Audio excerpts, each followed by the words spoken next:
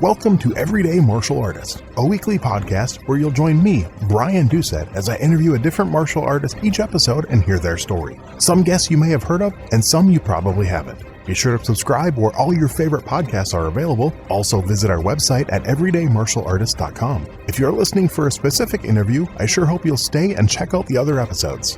A very special thank you to Topher Williams for our custom theme music. And now, the newest episode of Everyday Martial Artist.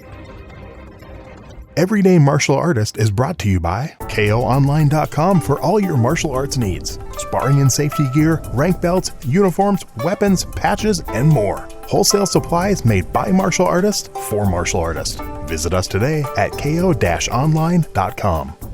Hello and welcome to Everyday Martial Artist. I'm your host, Brian Doucette, and as we do every week, we're joined by a brand new guest talking about their life and their journey throughout the world of martial arts. My guest today is a husband, father, retired corporate executive, U.S. Marine, podcast host, and martial artist. He built a successful career in corporate finance and has studied martial arts all of his adult life. He's traveled the world studying martial arts and has trained extensively throughout Europe, Asia, and the U.S., and he's the host of the BJJ Executive Podcast. Please welcome my guest today, Mr. David Crull. How are you doing today, sir? Brian, I'm doing great. Thanks for having me, and thanks for putting this on. Really cool podcast, and I'm super happy to be a part of it. I truly appreciate your time, and I know you said you've listened to a few episodes, so you kind of know how we start things off. I want to go back to that beginning. I mentioned you've been doing it your whole adult life, but I want to know how that kicked off, where that first spark came from, that first interest in martial arts. Yeah, I think it's so funny because these days, there's so much more information that's available to people. And so it's hard to imagine, like, if you rewind, and obviously I'm not like the oldest person that you've had on the podcast, but if you go back to somebody that's growing up in the 80s or the 90s, we didn't have YouTube, we didn't have any of this other, clever information. And so the movies for me, that was kind of where it's at. And I hate to be a redundant sort of cog in the wheel, but the Karate Kid and some of those older movies, those are, that takes me back. And so, sweeping the leg and, like the mystique that came out of that. And there was just something to it. And it caught my attention, and, the rest is history. So then once it caught your attention, first of all, what age when that happened? Because you said you didn't start training till your adult life. So during that time frame when you first had the interest until you actually started training, kind of what happened during that time and what led to that? Well, there wasn't that much that was available, like in my area. Okay. I grew up in St. Louis, and so we had a community center Taekwondo program, I don't know, maybe a 10-minute walk from my house. And I remember begging my parents, like, if my grades are good enough, or if I'm behaved well enough, or whatever the case might be, could you sign me up for that? We had a karate school. I had no idea what kind of affiliation or what style of actually karate it was, that was in the area, and they're actually still there. But it was far away from the house. And this is me like combing the yellow pages, to sort of circle ads and compare and contrast and things that I'd heard, things that I'd read in Black Belt magazine. But eventually, probably out of sheer convenience, I enrolled in a Taekwondo program. It was actually pretty good, even looking back at it in hindsight. Mm-hmm. And that was sort of how I got things going. I would go 2 or 3 times a week, and, we would do our forms, and every once in a while do some touch sparring and stuff like that. But otherwise, when I look back on it and I see some of the more intangible attributes that I would associate with a variety of different martial arts, including those that I participate in today, I can still see those even in those early stage kind of, basic blocking and tackling community center Taekwondo programs. So that got me started, and I don't do Taekwondo anymore. It would embarrass me if anybody were to see me throw a kick, but especially a Taekwondo kick. But that's the beginning for me. Wow. Okay. So think back to your first couple classes, and what are some things you remember about those first couple? You signed up, you got your, parents agreed to it, you started going. What was it once you got there that kind of drew you in and made you think, wow, this is cool? Yeah, I think that I am probably one of those types of people that's attracted to systems. And I remember thinking, like, I had a couple friends that were in class with me that was a brother and sister, for example. And I think they had been doing it for a couple of years, and they might have been like green belts or brown belts. And again, I have no idea the order of the Taekwondo belts at this point. But I remember thinking, like, wow, if I stick around for, X amount of months, then, I'm going to get promoted to a different belt. And this belt has some sort of maybe less meritocracy, but some level of hierarchy that comes along with it. And so what is it that I need to go and learn in order for me to be able to kind of bump myself up? And that's how I've operated in life in general. Like, when I was in the military or when I was in the corporate world or whatnot, you try to figure out what the rules of engagement are for whatever environment that you're in, and apply a little ambition to them. And martial arts had that. It was actually run. It had a little bit of Korean sponsorship to it. I don't know if that was significant or not, but it was a retired U.S. Army guy that ran it with his family. And who knows? That could have inspired me in a lot of different ways that I haven't even really processed yet. Wow. Now, did you at any point get involved in the competition side of Taekwondo? Yes. Nothing. I mean, nothing like things that I've done lately, but there would be local tournaments, and I am so underqualified to talk about Taekwondo in general or the environment in general, but we would have community tournaments and in the St. Louis area, and some of them would be to do the forms. I think that's what they're called. Yep. And then some of them would be to do point-based sparring. And anytime those things came through, we were sort of voluntold, I guess you could say. I mean, like if it was an affiliates type of a tournament that they were putting on, understandably, they'd want to get as much participation as they possibly could. And yeah, I loved it. I had the trophies at home. I mean, some of them are probably participation trophies, but also a few that were nice early wins when I was a teenager and kind of fun to sort of brag about. And then again, like seeing some of the things that I've participated in over the last 20 years or so, ironically, I have to kind of give a lot of marble slab sort of martial art credit to that basic, like I said, blocking and tackling community center Taekwondo program. So, and how long did you stay with that program? Oh gosh, probably 5 or 6 years on and off through high school and middle school. Yeah, it was a thing to do, I mean, it's just like a kid that is a hobbyist soccer or football player or whatnot, like you need activities, and there was a gym there as well. And so, the fact that they kept the program going and basically all you needed to do was sign up again. It was really affordable. I mean, it was just sort of an activity. It was never like an ambition of mine or anything like that to go much further in it. But like anything, you keep showing up, you keep going, you keep a little bit of consistency there. And even as a kid, you can get to the point where, you can start putting a few things together. And yeah, I had a blast with it. Every once in a while, I remember a few years ago, my mom cleaned out some of the stuff in our house. Maybe it was my old room, or maybe it was some boxes that she had, long ago put some of this stuff in. But she sent me a text. She said, "Hey, do you want any of these old trophies?" And I thought about it for a second. I got to admit, but the anti-hoarder in me said, "No, go ahead and get rid of them." See, I would have been like, "Yeah, I'll take them." But where am I going to put them? I know, no, exactly. I would look at them for a little while, and then, and next thing you know, everybody that came to the house, I'd have to explain what it was like being 14 years old in St. Louis doing Taekwondo as a kid. So that's actually really cool. And then, do you remember what belt you got to? Probably green or brown. I don't know. I don't know if there was any significance to them or not. But, whatever belt you would get to as a 16 or 17-year-old, I remember I had already enlisted in the Marine Corps when I started when I ended my lessons, because I remember talking to the instructor that was there, and obviously he was a retired Army guy, as I mentioned. And so, he obviously had some advice for me. And I remember having a nice, like, little farewell and a good conversation with him. And that was sort of the end of it. Never heard from him, never thought about it again. And until now. Okay. And one or two quick questions more about Taekwondo. Do you remember, did you ever get to do any board breaking? I did not. We didn't do that. Okay. We didn't do that. They might have. I mean, who knows how that's evolved? I don't know any of the history of that or anything, but like in our particular program, we didn't. Yeah. We did a lot of the forms. I would have called them kata and karate, and then we did a lot of like touch sparring and stuff like that with pads and things like that on, all rules based. I'm not sure how varying Taekwondo might be between different affiliations or whatnot, but quite a bit actually. I've studied. I'm sure. I studied Taekwondo myself over 30 years, and I've also dabbled in other systems of Taekwondo and multiple other styles also. But I've witnessed a lot of different Taekwondo, and there's the WTF and the ATA and the ITF and all these different organizations, and even within those organizations, a lot of things do things their own way.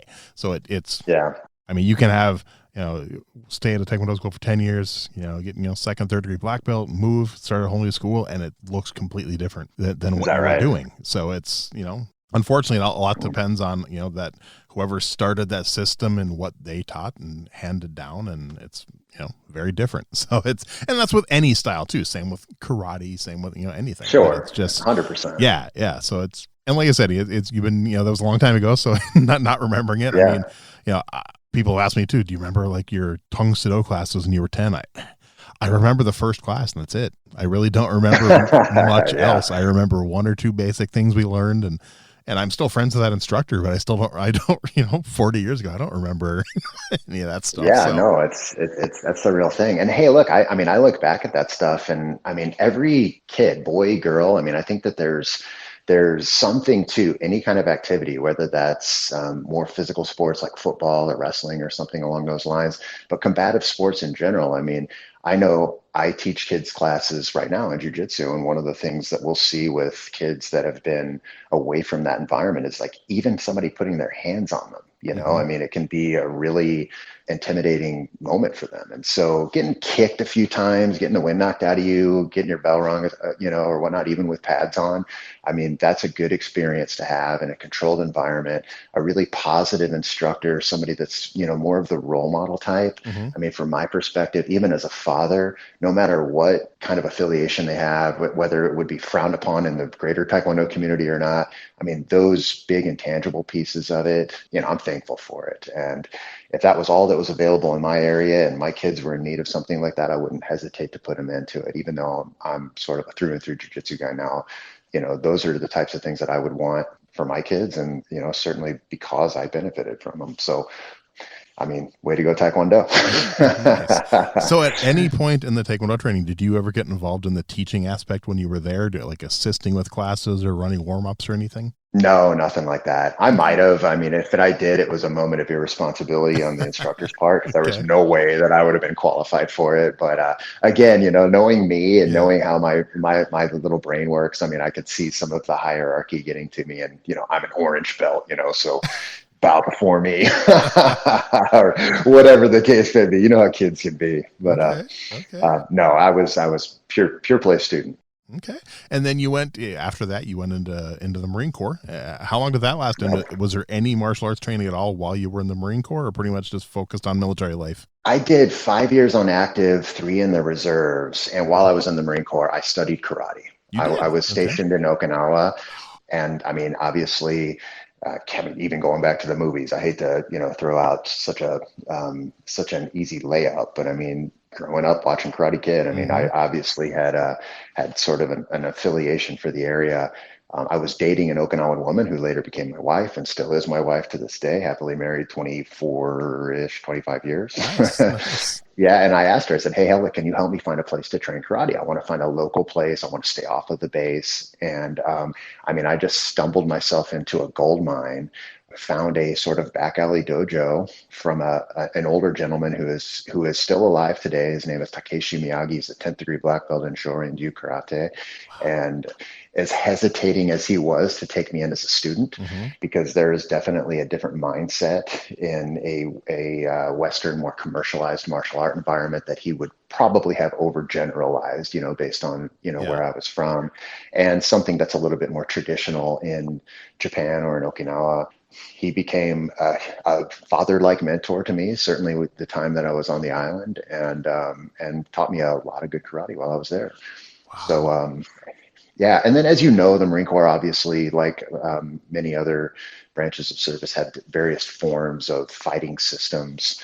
And later on in my time in the Marine Corps, not while I was on active duty, but while I was in the reserve, I transitioned in to what has now become a very regimented part of their training called the Marine Corps Martial Arts Program, which has a variety of different systems that it pulls from to create a combat specific but familiar looking system. And obviously all Marines are trained on that. Yeah, nice. So, I mean, I know a lot of people joke about this when they find a really cool instructor, but you literally found your Mr. Miyagi. That's kind of cool. It's crazy. It's so funny. I mean, I'll tell people that, like, I mean, Miyagi is such a common name there, Exactly. It's like which is Smith or probably, Jones. Yeah. it is exactly like that. Yep. Yeah, it's probably why they chose that for the movie. And Yeah. I would assume. But man, I'm telling you, what a great guy. He had one other American student that he had trained back in the 60s and 70s. His name was James Lilly. He lives in Ellicott City, Maryland right now, Oh, has wow. also become kind of a distant friend. And when I transitioned back to the States, Mr. Miyagi had connected the two of us I remember he ripped off a return address from an envelope that they were just sort of pen paling on, and connected me to him.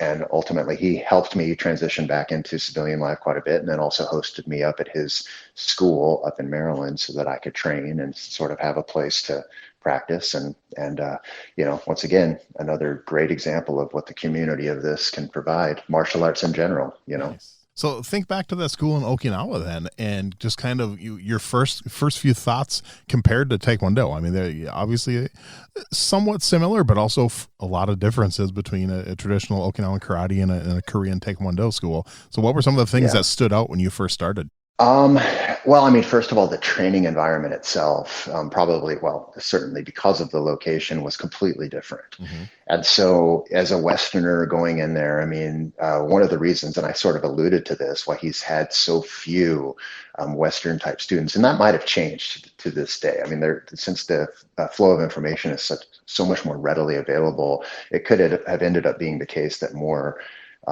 Western students flowed into his dojo. I don't know.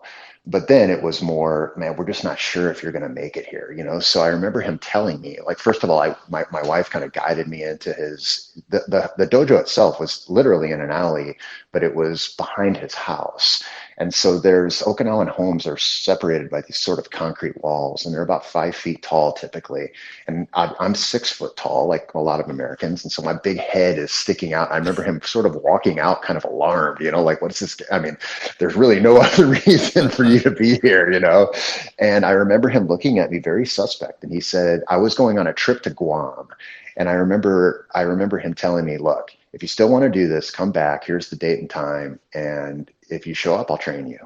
And so I showed up, and I remember there was a bunch of it was an older crowd. So I would say the average student was probably in their 40s. Oh, wow. There weren't a lot of 30, 20-year-olds.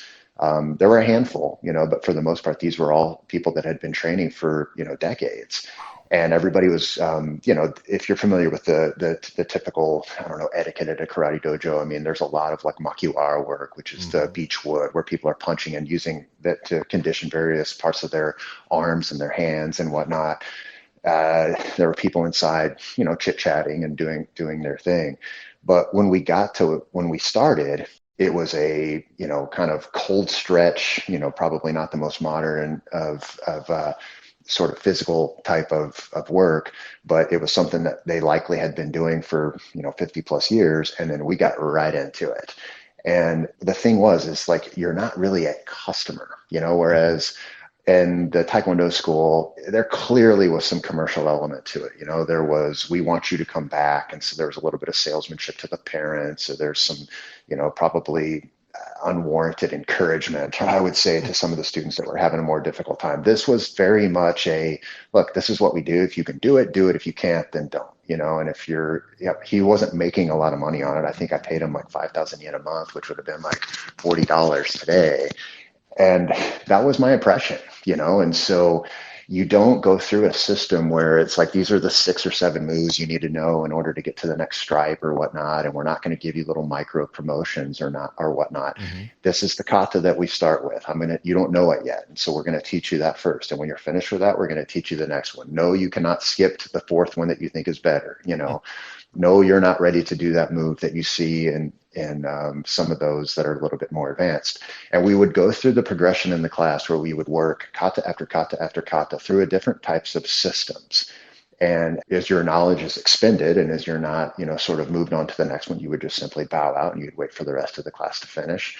And when the class finished, then and went through the entire sequence of the kata that are in that particular system of karate, then we would then start specializing. So he would say, Okay. David, you're going to move on to the Nihonch series or the Pinyon series or whatever the case may be, and this person right here is going to work with you on it. And so that's a lot different than you might experience at Yeah. a even an American style karate school that has the exact same types of karate. It's just a Mm-hmm. different culture, So Nice. And how long were you able to train there? How long were I you in trained for Okinawa? a few years. I probably Nice. 2 or 3 years. And I mean, every single day I went, it was probably a 10-minute walk from the apartment that my wife and I had. Okay. And I can still remember the smells and the same endorphin release that you get when you train today. I remember sort of rolling my gi up and tying my belt around it, getting changed over. We would clean the dojo together at the end of class. I mean, we would do what I guess probably the American word would be like deck toweling. We'd wipe Mm-hmm. a bunch of towels or get a bunch of towels soaked in water, and then we'd run them along the pine woods, clean things up, close things off, and then we'd all kind of go off on our way. And I still remember like the feelings that I would get when I would walk home, and see people that were sort of like, what's this crazy guy doing in my alley?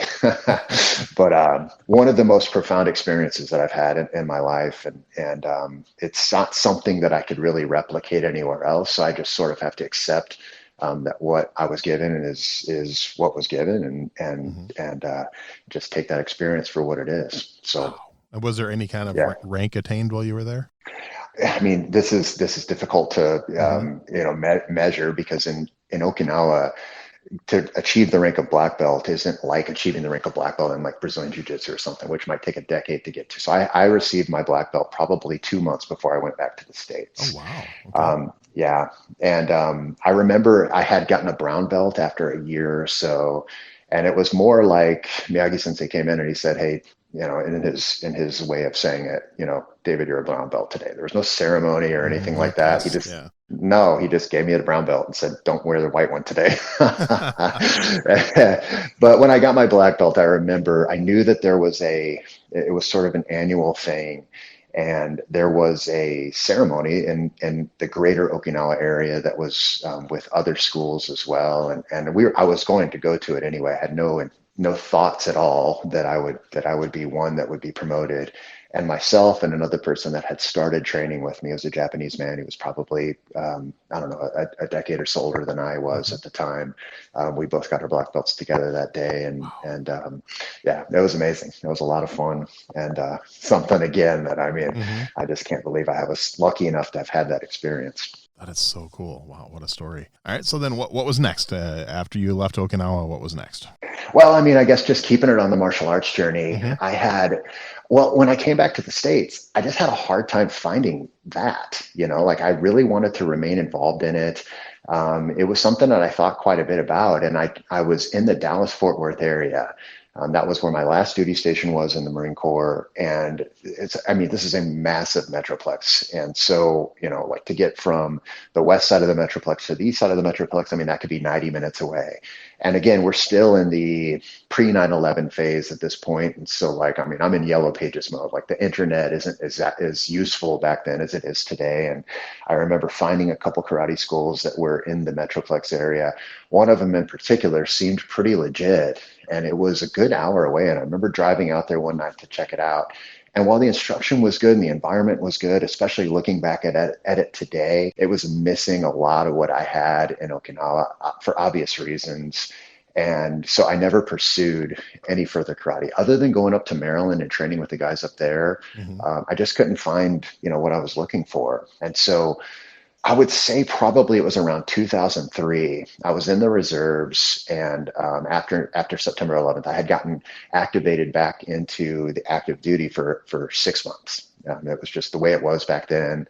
If you think back 20 years, the wars were just getting started, and so it was kind of like a state of disarray, especially as a reservist. A lot of different training happened during that time, and one of the things that I did was a 2 week series to get myself up to speed on what had become, a well-indoctrinated martial arts program, as I mentioned before, inside Mm-hmm. the Marine Corps. So I guess taking a step back, when people go through Marine Corps boot camp now, and I might be way outdated here, but like they will go through the initial training. They'll get a belt level, right? And as they get out into the fleet, that training progresses. I hadn't gone through anything like that, so I had to kind of get a crash course to get up to a certain level that was commensurate with my rank. And so we had instructors that came in from Quantico, Virginia, which is where the headquarters location was for the training programs. And I remember we were watching like old UFC videos. These are like VHS tapes to illustrate moves. And so like these are still things that are like brand new to a lot of people. And I had seen this stuff on video in the barracks and whatnot, but I'd never really spent much time thinking about it. And of course, you look back at it now, and these are now infamous fights, like the various fights that Hoist Gracie had in the first few UFCs, where he did, bracket style matches that night. He would take on 3 or 4 guys. And he's pulling out things which now, of course, we know are very common, like, oh, wow, that's an armbar, that's a triangle, or he's got the mount or whatever. I mean, these are very common, well-established positions now, and you could, have an innumerable amount of hits if you were to go and research them. But that was sort of my introduction to Brazilian Jiu-Jitsu. And once I got into that and realized that there's this whole new world, one, I realized how singular my focus was and how I had become very one-dimensional, and things that I thought were very effective actually could be neutralized quite easily. And while I do believe that martial arts supplement one another, and it is good to have a very holistic mindset, I had no answer for the ground. I had no answer for general grappling, whether it was stand-up grappling or ground grappling. And then I went on a quest to, kind of to remediate that knowledge gap.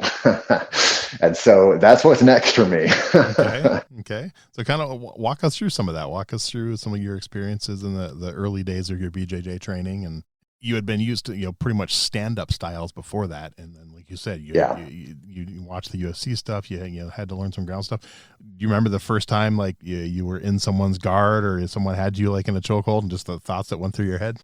Yeah, we did it. We did it in the military training. We would do grappling matches. They would be probably what you would consider today as standard no-gi matches, right? Because we would do them in like utility bottoms and then our green t-shirts, right, with our boots on, or maybe with our boots off.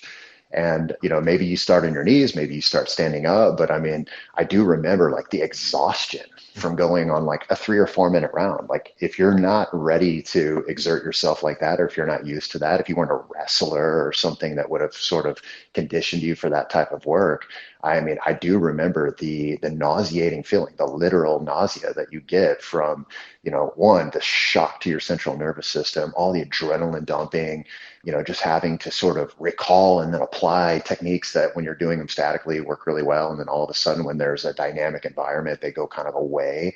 I remember that feeling. And that feeling transferred into my first night at a formal jiu-jitsu school. Okay. I was probably 28 years old. A couple years had passed since this. And I had started to get a little bit deeper into my career in finance. And like most mid-career people, I found myself like completely out of balance in life. And I said, look, I got to get a new hobby. Let me get back to martial arts. Found a jiu-jitsu school, went and trained. And I remember I had my young son with me. He was 7 years old at the time. He was sitting on the wall. I was allowed to spar for the first time. And I remember sitting on the wall after a couple rounds thinking, there's no way I'm going to make it out the door without puking. And I told him, I'm like, we got to go. We got in the car and I ended up having to pull over into a parking lot. So, and I'm still in pretty good shape at the time, and so that was from then on, jiu-jitsu became my thing. I was hooked. And, I've made a ton of moves in jiu-jitsu. I've gone from school to school because of moves that I've had to make in my life. But, that has sort of become, the martial art and the route that I'm the most comfortable in now. Talk me through then how you chose that first jiu-jitsu school. And then you said you've had to move to other schools and stuff. What is your process then after having experience in jiu-jitsu? What is your process in choosing your next school? Well, first of all, the process for choosing the school then was pretty simple, because this would have been 2007. And even though that was a good 20 years into jiu-jitsu being in the United States, It was very much less commercialized than it is right now. Yeah. And that's not a bad thing. That's just simply, that just shows the evolution of that particular martial art in the United States over the last 20 years. So there weren't that many choices. I had a spot that was, we were living in Fort Lauderdale at the time. There was a spot that was, on the north side of an hour radius, and there was a spot that was on the south side, so it was kind of like, pick which one is your poison. Okay. And this one was within a reasonable distance from where my office was. And it was as simple as that. And I remember going in there and meeting these guys, and I happened upon a night when they had a fundamentals class, and it was a really tame environment. And when I came back from my first real live class, one of the advanced classes was finishing up. It was a no-gi session. And I remember the place was just packed. It was full of guys that were a lot bigger, a lot stronger, a lot more athletic than I was. We're just beating the crap out of each other. And the windows are all fogged up and stuff. And I'm like, oh my gosh, like there's something that scares me about this. And because of that, like, there's just no way that I can not do it. So that's how I chose it. Okay. And of course, like, it's very similar anywhere you go. Now I'm older, so there's some other things that I need to sort of pay attention to. Like, for example, I don't want to go to a school where I feel like the environment is such that I'm going to get myself hurt. I wouldn't recommend that for somebody that's young and in shape either, but certainly I'm not going to go to a school that is full of, I don't know, 24-year-old Division I wrestlers that are looking to go and get their next world championship out of the way. Those are not the type of people that I'm going to be able to hang with, and I'll just end up, hurting myself.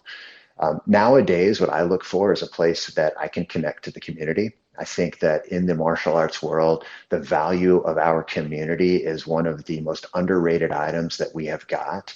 I've seen it turn people's life around. I've seen it bring people that are suffering from different types of depression, different types of just like lack of utility in their life, reach into this community, dig deep, and blossom into something that you would have never expected. And there's a lot of different little clues for that along the way, right? A lot of it is how you feel when you meet with the instructor. Is it a family environment? How do they differentiate between a beginner's program and an advanced program? Do they have a competition specific class? Do they have a fundamental specific class? Like, just little things, maybe no red lines, but just probably a culmination of attributes that I would sort of, I don't know, not test for, I suppose, but then I'm kind of informally probing on when I go and look for a place to train. For the most part, when I've gone to a school, I can only account a few instances of places that I've said, this is categorically not for me. There is no way that I'm going to train at this place. Okay. For the most part, there's a lot of schools out there that are perfectly adequate, and I count myself really lucky having trained at the schools that I have trained at, including the one that I'm at right now. But those are the types of things that I would look for if I was going in and trying to find a new place to train. Okay. And do you remember your very first BJJ tournament? I do. My very first BJJ tournament is probably identical to the type of competition track record I have today, which is 100% hardcore mediocre. So, it's crazy, Brian, because like both of my kids are really good wrestlers. Like, they wrestled all through high school. My older son wrestled in college, and wrestlers compete every weekend. Like, it's no big deal, like you're going to wrestle probably 50 or 60 matches in a year.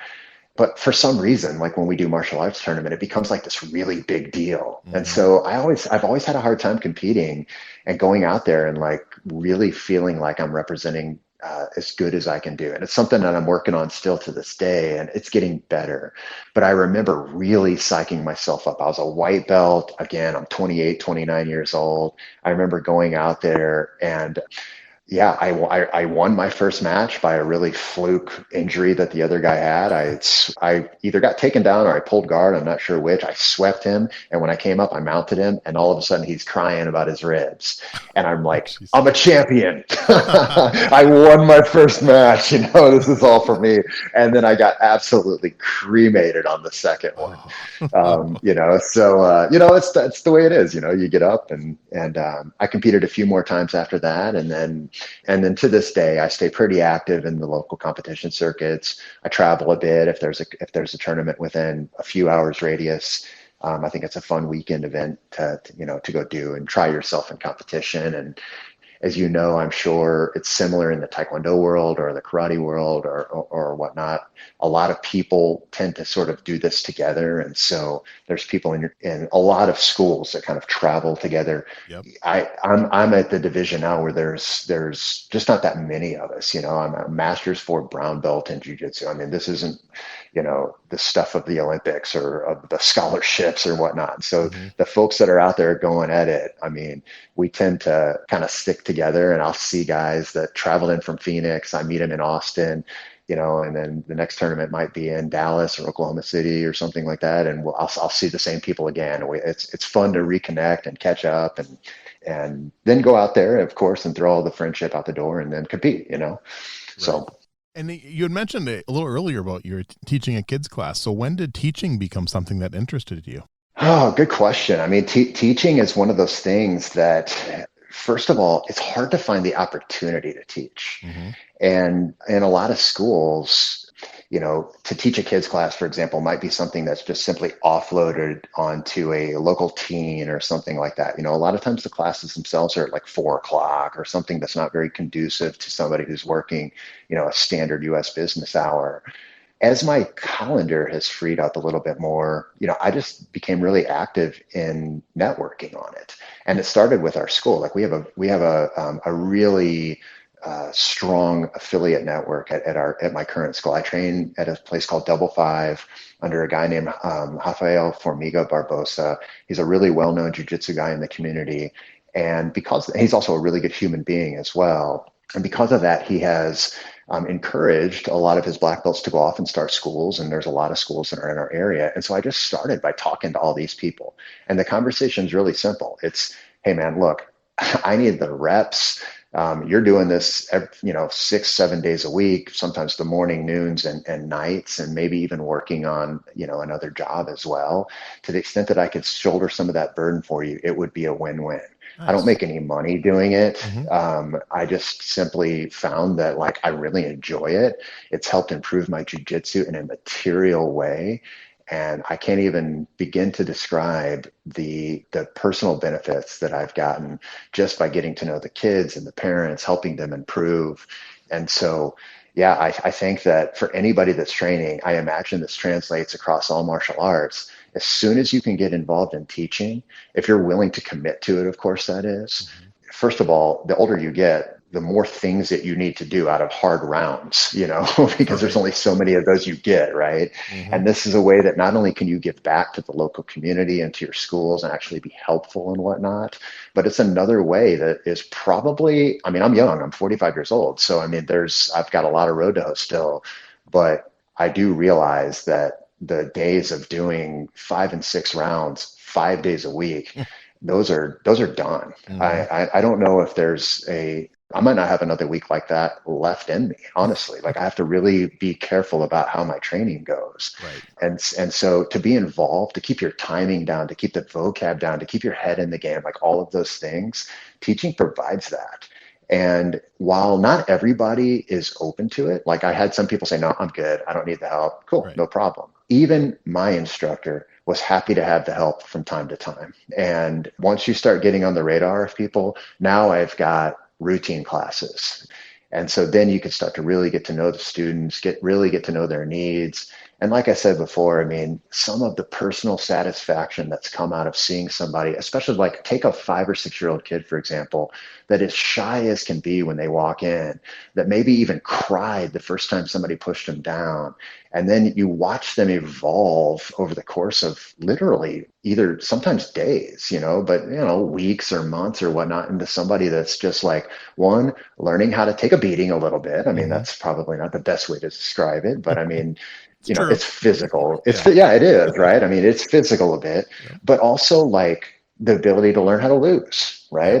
You're not always going to be the toughest kid in the class. And, you're going to have to, sort of at an early age, learn to subordinate your ego a little bit, whether or not you're doing it or not. And I just can't say enough good things about it. It's been one of the most fulfilling and enriching pieces of my martial arts journey to date. That is cool. I know for me, the biggest thing I get out of it is I learn my own techniques better when I teach them to someone else. Right? That's so true. It improves my own martial art. That's why my instructors always, whenever someone needed extra help before a test, I'd always volunteer. I'll come in on the weekend. I'll work with them, and I would never take money for it. They tried to, and I'm like, no. And I always, like, whenever I see like a new student and I'm helping with class, I'm like, hey, if you ever want extra practice, and most of them never call me. And I've told them, I said, just, I offer this to like 20, 30 people a year, and maybe 1 or 2 call. I said, if I can't do it, I'll tell you. But if I'm available, I will come in here with you, and it helps me as much as it helps you. And a lot of them don't get that. So it's so true. Yeah. For me, that, I haven't taught an actual class in a long time, but the one-on-one stuff I really enjoy. I haven't taught a class in over 20 years, probably myself, but oh, wow. Maybe a little less, but I totally agree. I am, and I'm glad you brought that up, because that's another element of it as well. I have mats in my garage. Nice. And I'll invite, like, we're becoming kind of like this, we sort of niche ourselves together a little bit. And even though I've been training jiu-jitsu for the last, 16 or 17 years, I still have a 45-year-old body. And so, like, I've had to modify the way that I'm training. Mm-hmm. So when I see somebody that comes in maybe a little bit out of shape in their mid-30s, or maybe hitting into the 40s, or even in their 50s, I feel like I can help them quite a bit. And the most heartbreaking thing for me is to watch somebody that comes in, tries to compare themselves to somebody that's 20 years old, that is, just has testosterone spilling out of their eyeballs, is super athletic. And, they're like, oh, well, I'm never going to be that. No, that's absolutely not the case. There's 100% a place for you in this. And you just need somebody to show you the way to get there. And exactly the same experience that you just mentioned, where if one thing is with kids, right? Yeah. Where if you think you can do a, I don't know, fill in the blank, double under guard pass or something like that. Okay, great. Well, go teach that to those group of 6-year-olds that don't know how to do a forward roll, and then tell me how well you know it. And the other thing is when you've got a 40-year-old that hasn't done anything other than maybe throw a softball in the last 20 years, and you're teaching them how to be comfortable with that 20-year-old aggressor on top of them for a 5-minute round, and see that it actually works. It sounds like we have a very similar vein there where if more people would take you up on that, I have a similar ratio. It's probably 30-1, like you said. Yep. I know. It's crazy. Couple that I know, if I ask them, they'll show up. But other ones really, they have my number and I'll never hear from them. And then it was funny. I remember one time when he was doing that, and one gentleman that I offered it to, he had started after these other guys, but the instructor's like, hey, can you work with him and get him ready so he can test with them for his belt? Because he was like, maybe he started like a month after them or something like that. And I offered to all of them. I said, hey, if you all want to come in this weekend, and he's the only one that showed up. And he ended up testing same night. And I think he, like, one of them didn't pass and he did.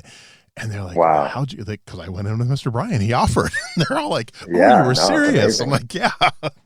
No, I had like 15 years ago, I had a group of 4 guys that I made the offer to, and they said, well, how early are you willing to? Because we have a weird job. I said, I'll come in at 5 a.m. And for like 9 months, we were in 5 days a week at 5 a.m. working out. Wow. And that was probably the best shape of my life when we were doing that. Yeah.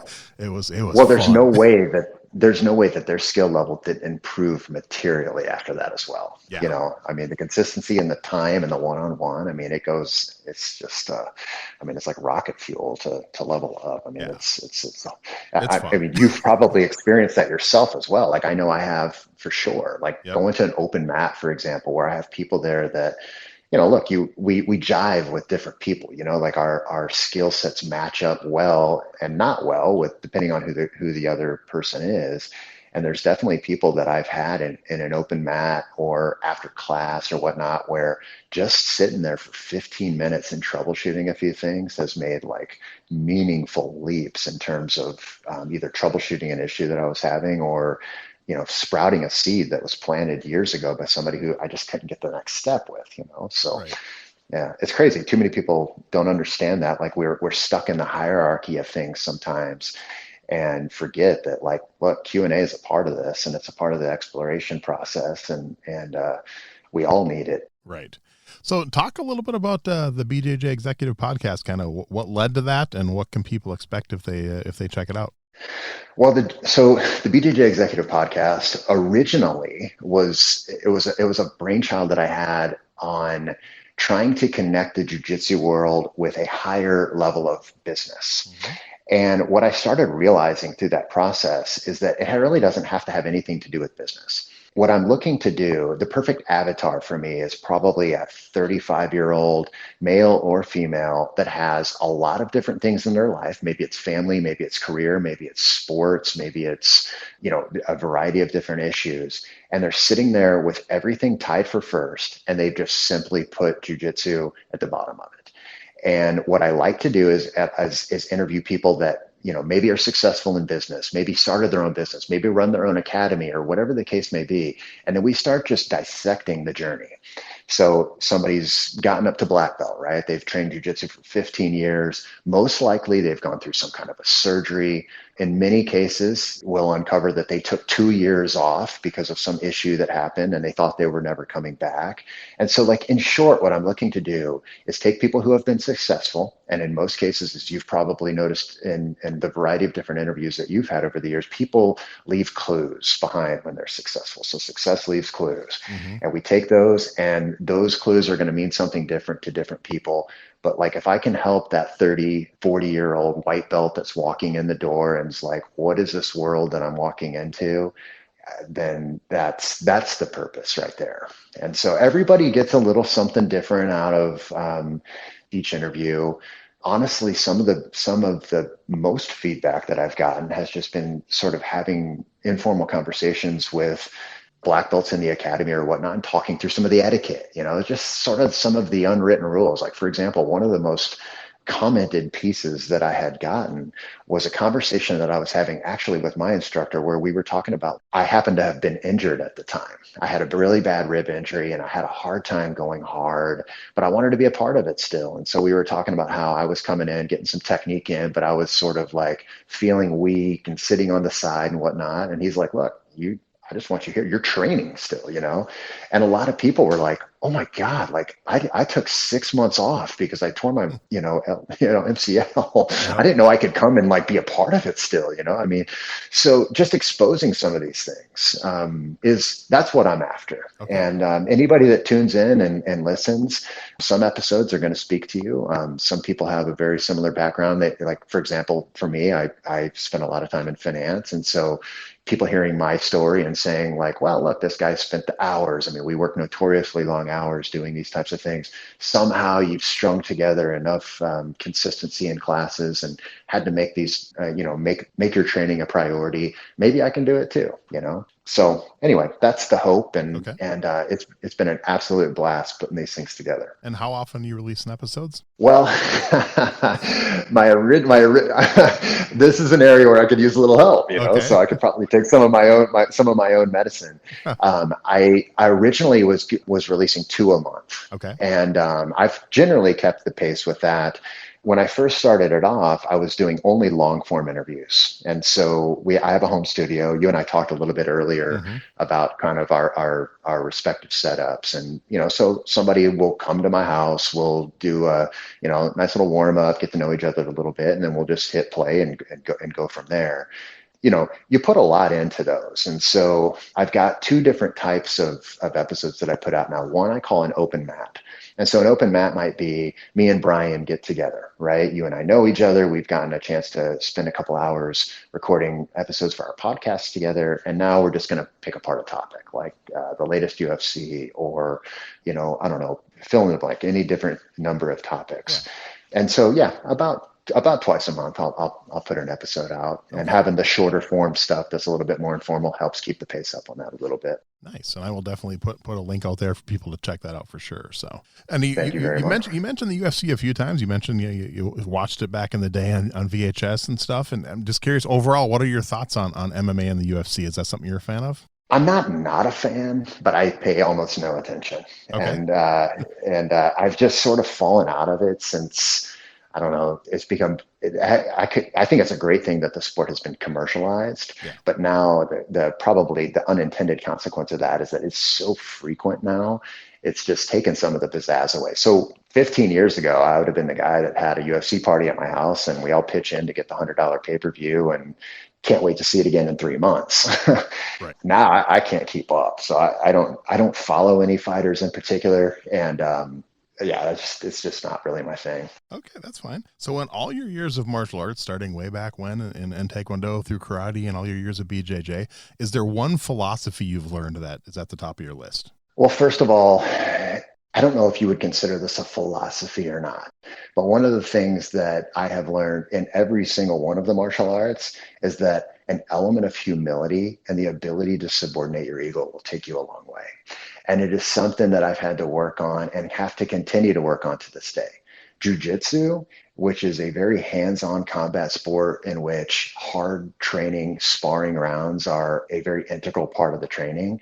It will eat you alive if you're having to spend a bunch of time in the car home kind of dissecting why you did bad at something. You just simply have to accept that, like, look, this is just part of the journey. And so a lot of the problems that are kind of rooted from that are just a lack of humility and a lack of being able to sort of put your ego to the side and just allow the process to kind of take you along where it's going to take you. And when I look back to my time in Okinawa, when I look back to my time even at the community center, I suppose, that link right there sticks. And I think if more people would embrace that a little bit. And when you start thinking about times when maybe I'm not as excited to go train or I didn't have as good a time training, most of the time it's not because like, oh, I think I could have lived up to a little bit higher to standards. Most of the time it's because your ego's hurt or you lack a little bit of humility. And it's hard to answer that question. It's hard to look in the mirror and say that, but I feel like that philosophy right there, certainly as I get a little bit older and the victories are a little bit fewer and far between, especially with some of the younger guys, that is something that I've had to go back to time and time again. And I suspect that's only going to become more important for me. And because of that, I feel like that's sort of a central tenet to what the martial arts are at their core. I like it. Nice. All right. I got a few fun questions to wrap it up. So the first Sure. one here, this one doesn't have to be 4. I've had people give as few as 2 and as many as 8, but 3, 4, 5 gosh. names that you would put on your personal Mount Rushmore of martial arts. Oh my gosh, that's crazy. Well, I would probably put, I'm going to go with Elio Gracie. He changed jiu-jitsu. I mean, there's no question. I do not fall into any of the nonsense of the sects of jiu-jitsu these days, which is American jiu-jitsu, Brazilian jiu-jitsu, or whatnot. Like, there is no question that he fathered a form of martial arts that has now become so commercialized that it is on every street corner in the United States. He belongs up there 100%. I'm going to put Daniel LaRusso up there because he is a childhood hero of mine. Nice. And I mean, I haven't watched any of the new Karate Kid or anything that's on Netflix. Cobra Kai, dude. It's I haven't. So I can't. Is it, man? I mean, I've had. I feel like it's going to let me down. Like this is such a core part of my childhood. So I thought that when the very first, all right, I'm going to watch one episode, then I can tell everyone how bad it was, and next thing you know, I'm like 6 episodes, and I'm like, this is so cool. That is amazing. Yep, I love it. I would put Takeshi Miyagi up there. He was my instructor in Okinawa, and how much technique I remember from those days is very questionable. If I were to start doing some of those katas, most likely I would end up with a hip injury or some sort of a rotator cuff problem. But not because of the karate that he taught me, but because of the mentorship he gave me, which, as I've mentioned multiple times throughout this, like I see that as such a, in some places, missing part of the martial arts community in general. It's omnipresent. There's a lot of really good examples of it. But until you experience that as a whole, I don't think you've experienced martial arts for what it can be. He is the first person that showed me that. And he absolutely belongs on the Mount Rushmore. And I personally am internally grateful to him. Nice. And the last person that I would put up there is a guy named Bruce Belfield. Okay. He probably doesn't listen to the podcast. He's sort of an anomaly, but he was my jiu-jitsu instructor in Fort Lauderdale. I trained at the Valente Brothers Academy in Fort Lauderdale. A very self-defense focused school. And I remember Bruce, he and I were the same age. We had a lot of things in common. And I remember him pulling me aside one night and that same kind of conversation where we talked about doing one-on-one training. And I remember him saying, like, look, let's work one-on-one together. And I promise you that you will have a lot more fun doing your jujitsu. He was watching me suffer through a lot of things, trying to use strength and athleticism. And he's the first person that really started to build a foundation of defense, which I use to this day. The reason I think that he belongs on the Mount Rushmore is because in this Instagram laden world where people are putting 16-second reels of their most highlighted moments and whatnot, Bruce isn't a competitor. He isn't a name that's ever going to be on the Hall of Fame within jiu-jitsu. That's not something that's important to him at all. But if it wasn't for him, my jiu-jitsu simply wouldn't be what it is today. And because of that, he's the fourth head that I would put up there. And I could go on and give you 5, 6, 7, and 8. There's all kinds of jiu-jitsu heroes and martial arts heroes that I've got. But if I had to pick 4, I think that Elio Gracie, Daniel LaRusso, Takeshi Miyagi, and Bruce Belfield would be great representatives of sort of what encompasses martial arts in myself. Awesome. I love it. All right. Do you have a favorite martial arts book? No, I really don't. One of the most enjoyable martial arts books that I've read is a book called Ways to Die in Tokyo. And it's written by a guy named Tom Garver. Okay. Tom is a black belt that I met when I lived in Tokyo 4 or 5 years ago. I was there studying the Japanese language in 2017. And of course, I enrolled in a jiu-jitsu school while I was there. And I remember being really lonely, like being sort of an outcast. I couldn't speak the language very well. And obviously we're training and whatnot. Tom was the first guy to take me under his wing and say, he's a corporate attorney at a large US corporation in Tokyo. And he's like, hey, let's go get a steak tonight. And I remember being so happy. And after that, Tom and I stayed in touch. He's gotten his black belt out in Tokyo now. And he wrote a book called Ways to Die in Tokyo. It is very much about martial arts. It's a novel. It's a fiction book, obviously, but it's sort of, for any martial artist, it's a really cool read. And there's not a lot of them that are out there like that. So that's I don't know if you would call that a martial arts book or not, but again, Ways to Die in Tokyo by Tom Garver. I will check it out. Awesome. How about a favorite martial arts video game? Did you ever get into gaming? I did. I mean, like nowadays, the old school Street Fighter and Kung Fu games from the Nintendo Entertainment System. I mean, those would probably be, I don't know if you would call it analog or 8-bit or whatever the terminology might be, but those are the games that I played when I was a kid.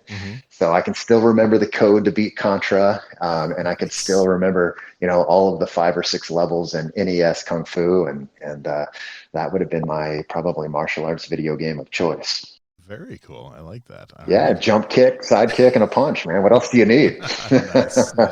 Maybe a couple trips. There you go. How about a favorite martial arts TV show? Favorite martial arts TV show? I remember growing up watching Walker, Texas Ranger, seeing Chuck Norris do his thing, wait for the imminent fight scene that would have come. I don't know that there's that many that are out there these days that I would have watched, but I mean, those would have been the ones that sort of kind of allured me back in the day. Now you can get your fix in different ways. You can see matches live or whatnot, but it is kind of hard to remember for folks or hard to understand for folks that, back when it was just sort of whatever network TV had, you had to take what you could get, and that would have been one of them for me.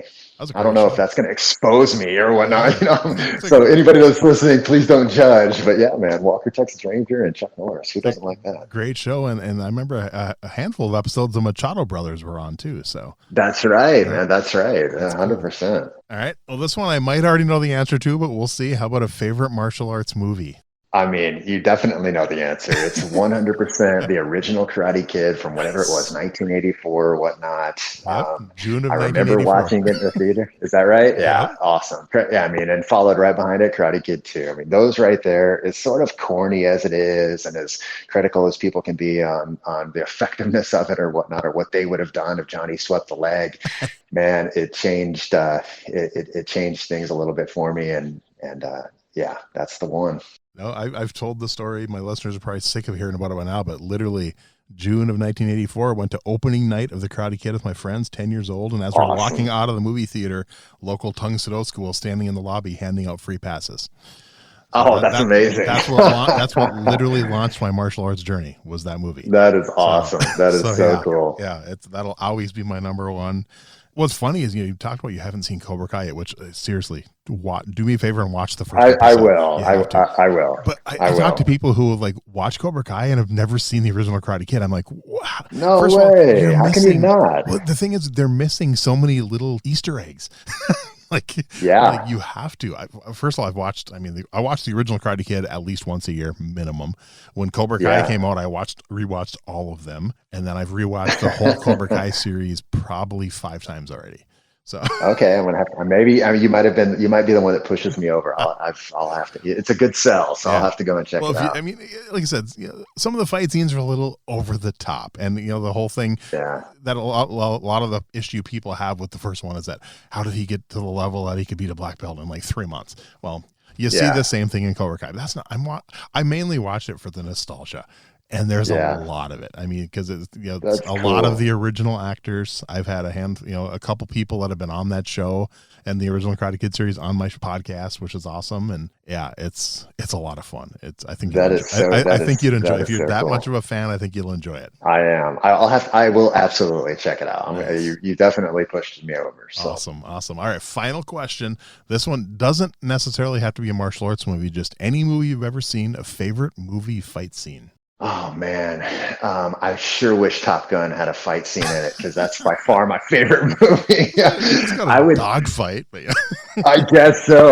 Well, I mean, let's just go with that then. I mean, like the combative nature of it for sure. That was a foundational movie for me. If I had to go hardcore martial arts, then I'm going to go with something like Under Siege. And the allure of watching Steven Seagal, with his Aikido and all of his different moves and whatnot. I mean, like that would have been another sort of, I guess you could have call it like the marble slab or whatnot of my upbringing. Some good ones on. So I gotta ask you then, as a Top Gun fan, did you love Maverick? No, I didn't. That's the thing, and that's part of that. Yeah, that's part of my hesitance with going towards the Cobra Kai. Okay, I gotta admit, and this will, definitely nobody judge on this one, but the opening scene of Maverick, where they mimicked the beginning, where they had a modern day carrier, and the new generation of aircraft or whatnot, which means a lot to me. Yeah. Definitely shed a tear. Definitely shed a tear. But while I like the movie, it was nowhere near as good as the original, in my opinion. And so I might be in the minority on that.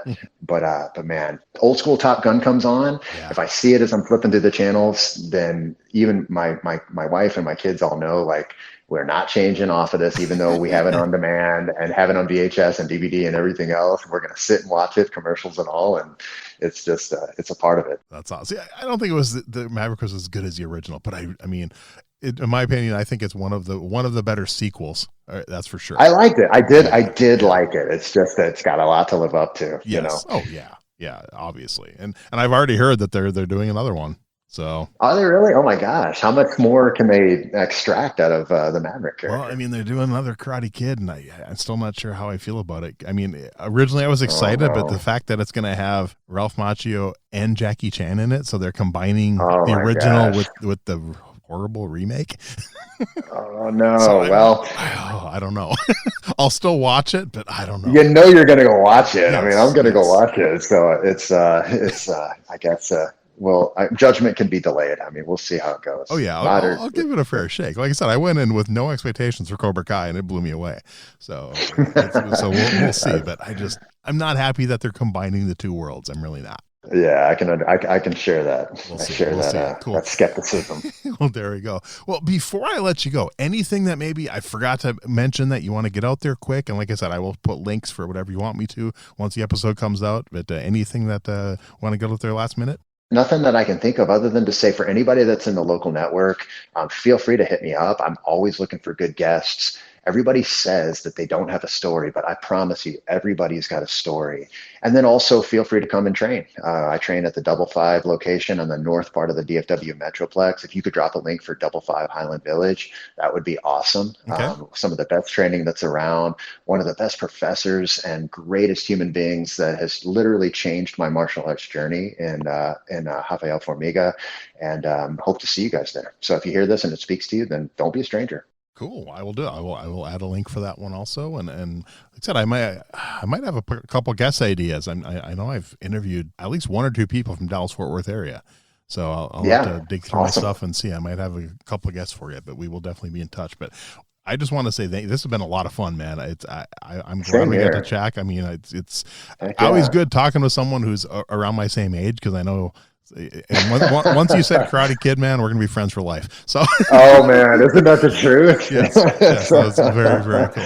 When I talk to someone, they're like, "I've never seen it." I'm like, go away. Oh no, I know. I'm kind of with you. I'm like, wow, that just really changed the shape of this conversation. That's right. But seriously, from the bottom of my heart, I just want to thank you. This has been so much fun, and I can't wait to get the episode out. That's awesome, Brian. Thanks very much.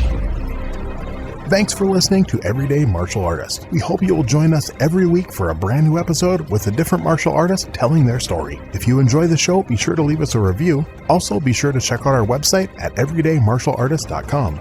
There you can find all of our episodes and contact us to suggest guests and ask questions. Again, thanks for listening to Everyday Martial Artist, and we'll see you next week.